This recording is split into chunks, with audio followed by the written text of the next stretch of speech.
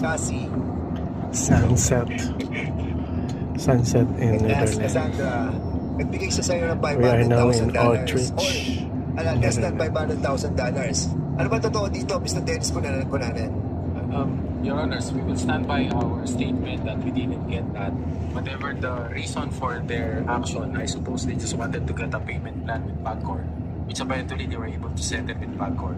So I suppose, Your Honors, on that aspect of the fund that they were talking about, nothing was missing with the government agency, and I suppose that is something that they have to deal with me personally, and we will act on it based on how it's being presented, Your Honors. Because as far as we are concerned, since that time on until this point in time, nothing legal have been happened on our part. We were even being asked support to help them with their reapplication for registration.